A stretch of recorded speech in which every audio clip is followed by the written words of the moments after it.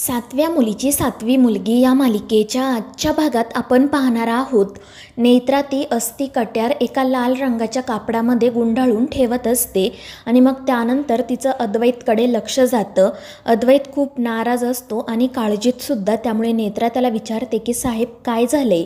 तर अद्वैतला नेत्राचीच काळजी वाटत असते, पण नेत्रा त्याला समजावते की आत्तापर्यंत आपल्या आयुष्यात अनेक चढ उतार आले, मात्र आपण कधीच खचून गेलो नाही आणि यापुढे सुद्धा आपण अशी हार मानायची नाही. आणि तुम्ही काळजी करू नका, इंद्राणी आत्या आहेत माझ्यासोबत, तुम्ही घरी थांबा आणि घरच्यांची काळजी घ्या.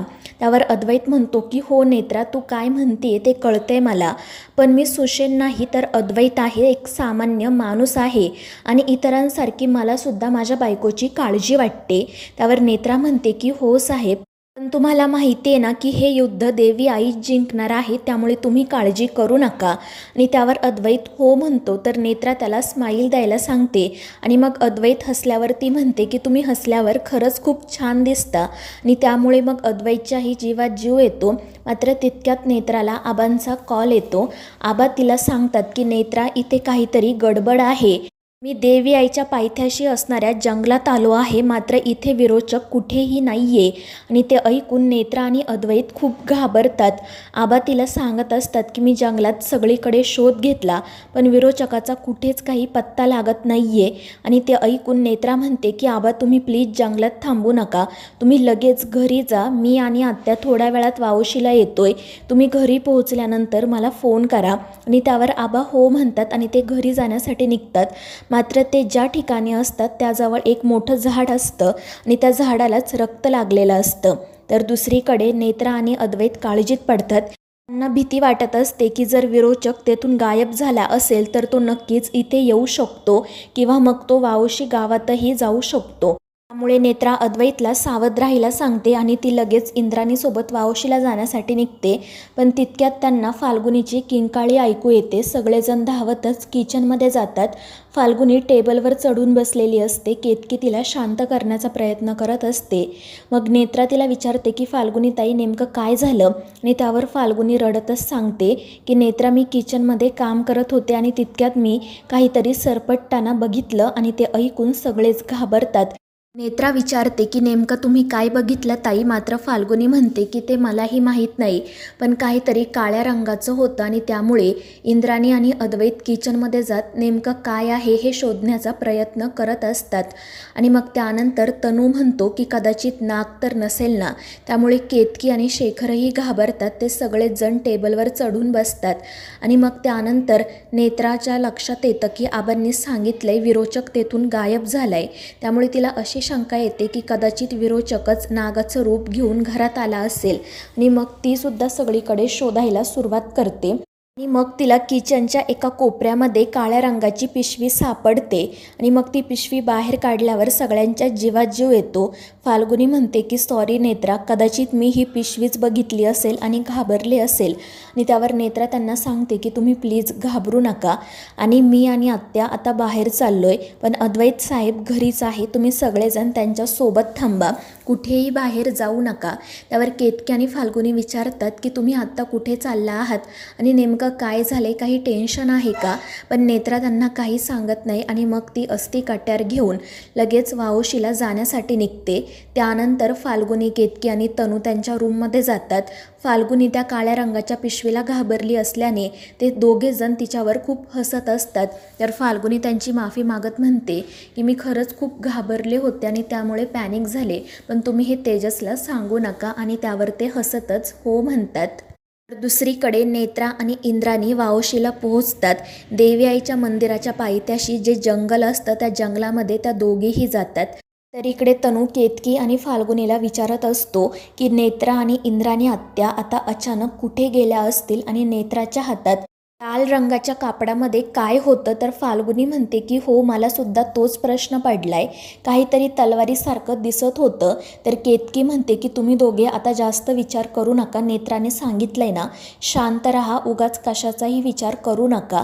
त्यामुळे मग ते दोघेजण गप्प बसतात. तर दुसरीकडे नेत्रा आणि इंद्राणी जंगलामध्ये विरोचकाचा शोध घेत असतात. आणि मग त्यानंतर त्यांना अचानक त्यांच्यासमोर आबा दिसतात आणि आबांना असं जंगलात बघून त्या दोघीही घाबरतात. दुसरीकडे शेखर एकटाच डायनिंग टेबलवर कॉफी पीत पेपर वाचत बसलेला असतो. तितक्यात अद्वैत त्या ठिकाणी येतो. तो शेखरला म्हणत असतो की बाबा तुम्ही प्लीज इथे एकटे बसू नका, आपण सगळेजण फाल्गुनीच्या खोलीत थांबू. मात्र शेखर म्हणतो की नाही अद्वैत, मी थोडा वेळ इथेच वाचत बसतो आणि त्यामुळे अद्वैत काळजीत पडतो.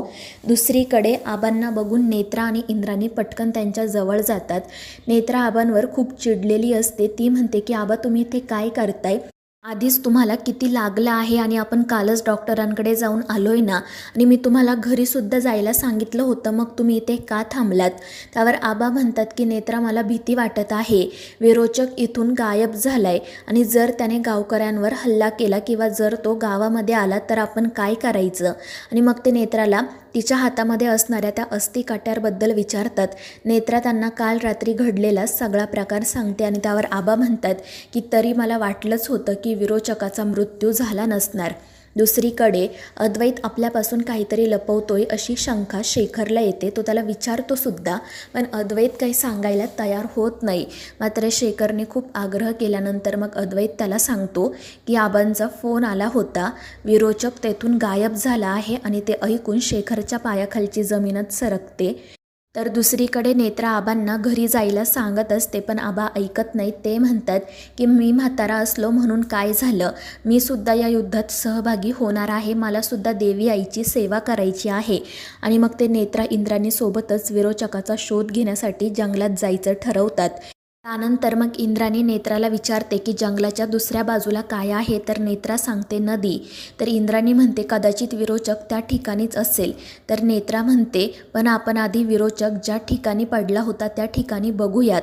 तर इंद्राणी म्हणते पण विरोचक तिथे कसा असेल, तो तर कधीच निघून गेला असेल.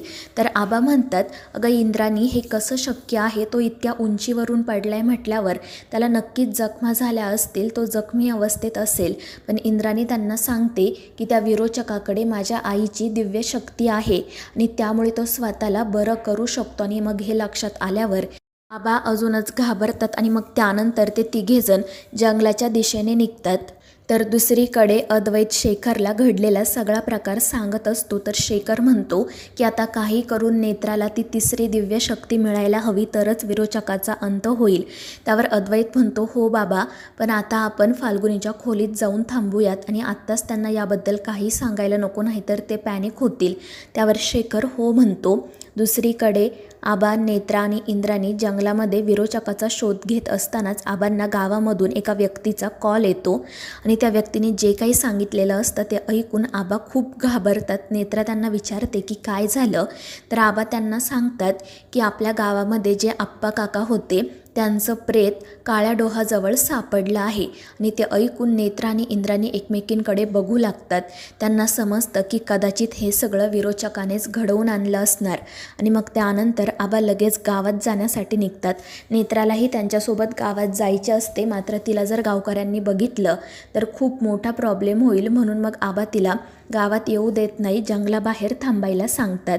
तर दुसरीकडे अद्वैत, शेखर, केतकी, तनू आणि फाल्गुनी एकाच खोलीत असतात. पण त्या दोघांना इतक्या काळजीत बघून हे तिघेही जण घाबरतात. आणि मग केतकी अद्वैतला विचारते की नेमकं काय झालं आहे, प्लीज आम्हाला सांग. पण अद्वैत काही सांगायला तयार नसतो. आणि मग तितक्यात त्याला नेत्राचा कॉल येतो. नेत्रा त्याला सांगत असते की साहेब तुम्ही सावध राहा, कदाचित विरोचक तिकडे येऊ शकतो.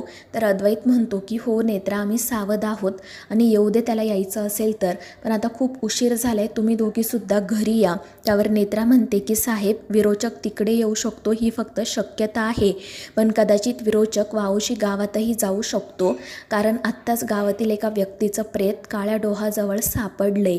आणि ते ऐकून अद्वैतला धक्का बसतो. तर मित्रांनो, या मालिकेच्या पुढील भागांच्या अपडेट